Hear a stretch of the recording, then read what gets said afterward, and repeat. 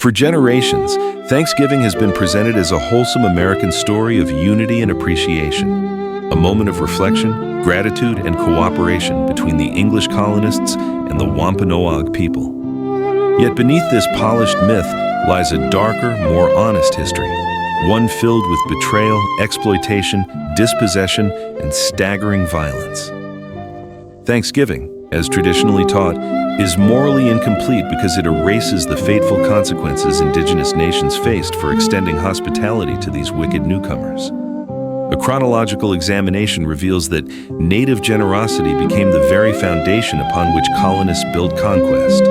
What began as assistance quickly became a doorway to centuries of broken promises, massacres, epidemics, and the relentless expansion of a colonial order that sought the erasure of indigenous people. By the time the Mayflower arrived in 1620, catastrophe had already swept across New England. Between 1616 and 1619, European-born diseases, possibly smallpox or leptospirosis, killed up to 90% of indigenous people along the coast. Entire villages were left abandoned.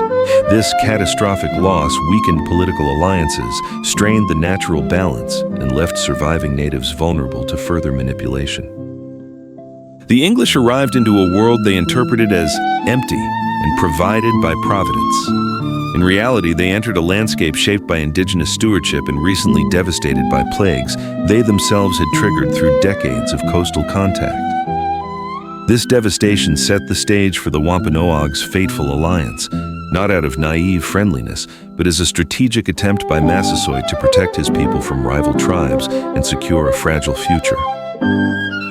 The famous 1621 Harvest Feast was not a moment of national unity. It was a local diplomatic gesture, and one that did not represent broader relations with indigenous nations that colonists depended upon. What followed immediately was not peace. From 1621 to 1623, the wicked pilgrims stole Wampanoag corn rations, robbed graves for supplies, and threatened violence against groups refusing trade terms.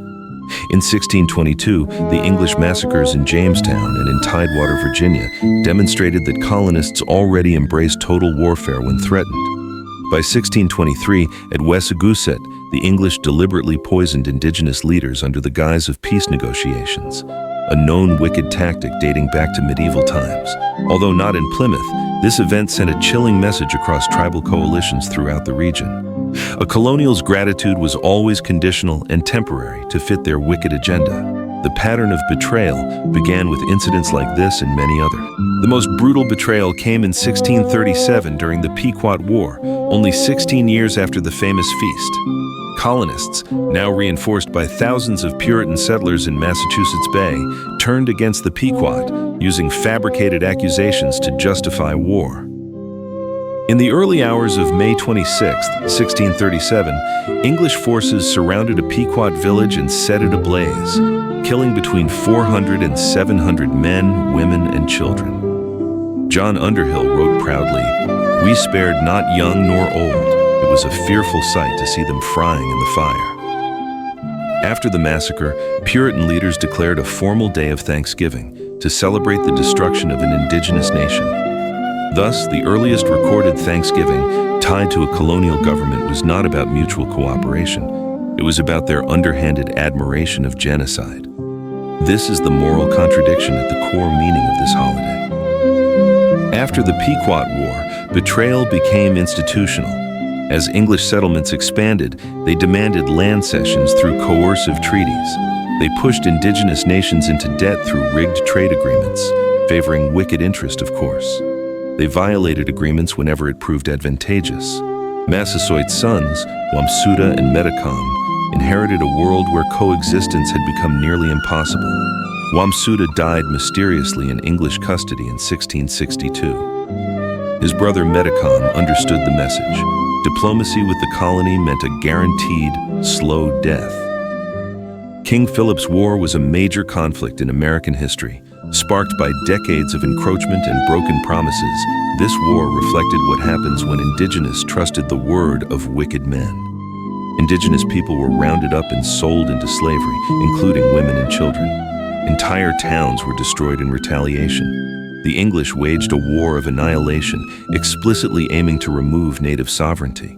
Metacom was killed, quartered, and his head displayed in Plymouth for 20 years as an evil warning. The very people whose generosity allowed Plymouth to survive were now victims of state-sanctioned terror.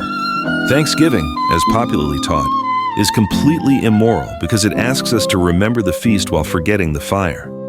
It asks us to celebrate survival while ignoring the near destruction of those who made survival possible.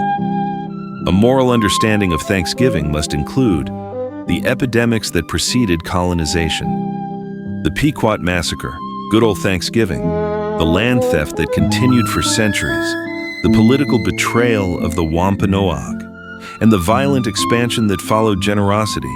Only when we face the truth that indigenous hospitality was met with colonial betrayal can Thanksgiving become a day of remembrance, a gathering of the righteous to remind us of their atrocity and wicked intentions. This message is not to shame good families who gather and feast without knowledge of this horrific event. It's a reminder of what this day meant to the wicked and the oppressed. While we celebrate our families uniting, the wicked celebrate their immoral victory over indigenous people. They laugh and make mockery of the natives' shortcomings and misery. Remember these events so it can never happen again. Like and subscribe for more wisdom and teachings. Have a good day, family, peace, and power.